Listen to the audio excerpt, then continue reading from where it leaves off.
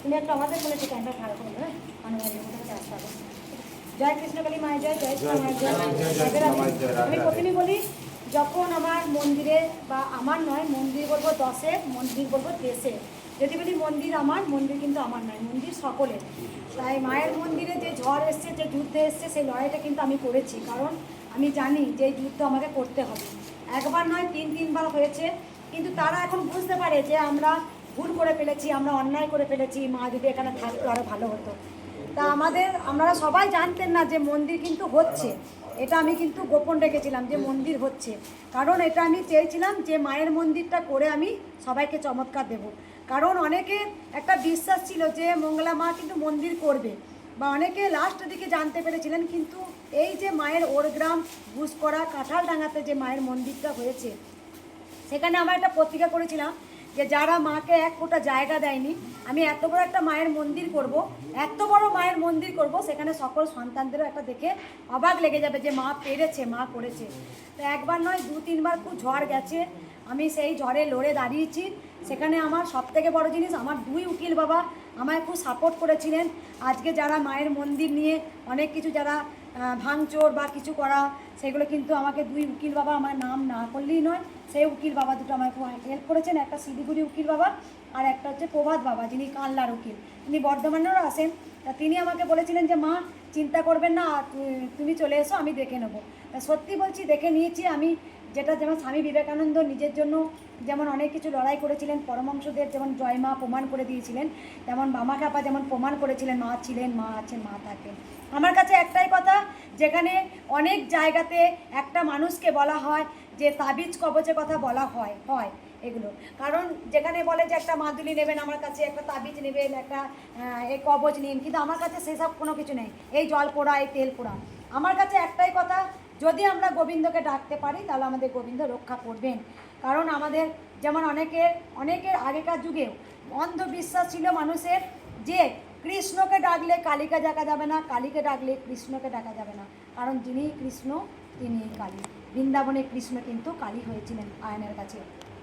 তাই মায়ের কিন্তু ভগবান এক এবং অদ্বিতীয়।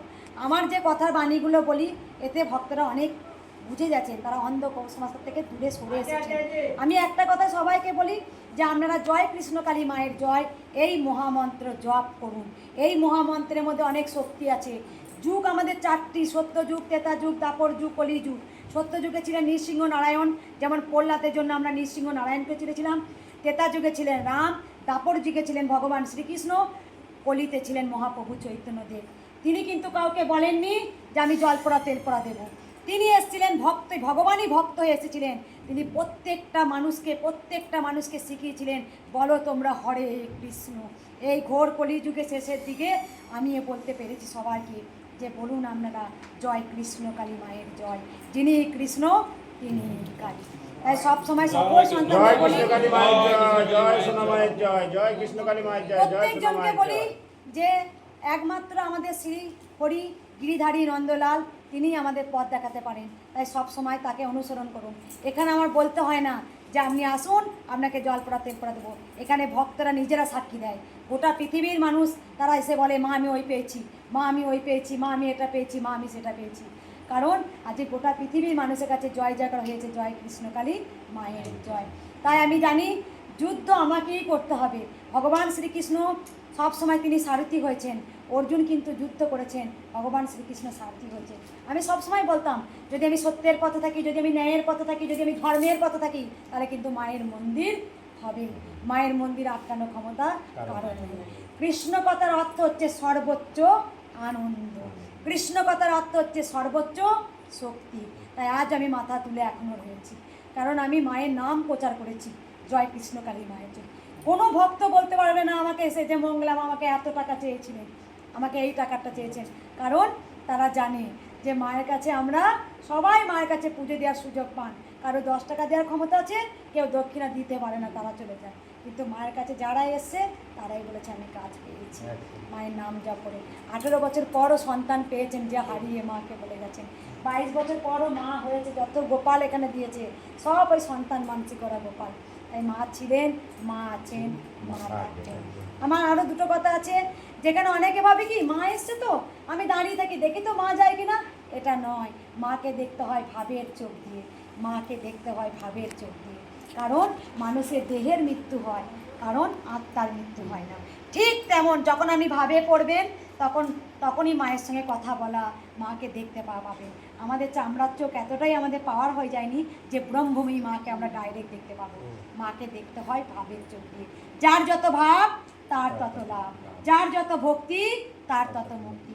আমি এটাই চাইবো, যেমন বামা খ্যাপাকে সবাই ইট পাথর ছুটতো খ্যাপা বলে, পরমহংসদেবকে সবাই কিন্তু খ্যাপা বলতো, জয় মা যাবে লাথি পর্যন্ত মেরেছেন, কিন্তু উনি মায়ের সাথে ভাবে কথা বলতেন।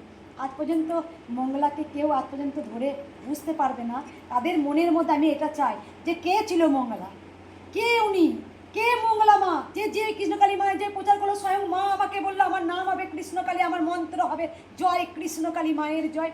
কে মঙ্গলা, যে পুজো জানে না, যে তন্ত্র জানে না, যে মন্ত্র জানে না, যে আচার জানে না, যে বিচার জানে না। আমি এটাই থাকবো মঙ্গলা, কারণ আমার ভক্তি, আমার পুজো আমি কোনোদিন কারো কাছে হাইলাইট করি না, কারণ এটা সম্পূর্ণ আমার আর মায়ের ব্যক্তিগত ব্যাপার। আমি কখন মায়ের কাছে বসি, কখন মাকে পুজো করি, মা কি বলেন, মা কি বলতে চান, সেটা সম্পূর্ণ আমার।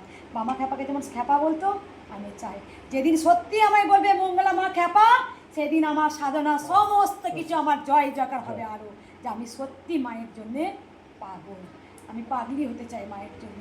মাকে যে আমি কতটা ভালোবাসি আমি কাউকে বলে বুঝতে পারি। ও আমার জীবন, ও আমার প্রাণ, ও আমার সব। ওকে যদি আটকে দেয় আমি সঙ্গে সঙ্গে শেষ হয়ে যাবো।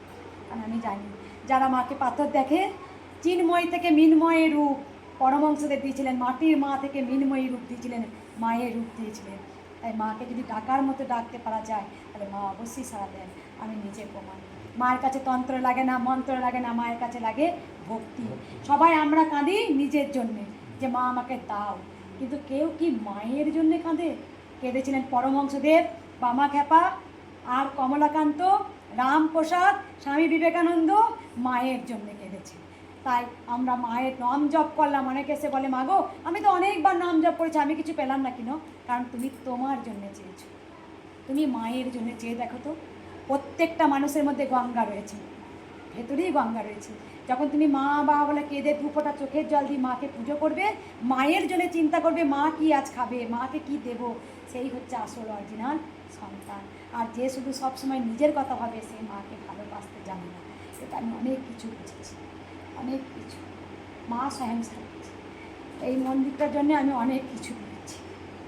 আমি জীবনে অনেক কিছু শেষ করেছি, শেষ বলতে আমার শরীরে অনেক কিছু শেষ করেছি।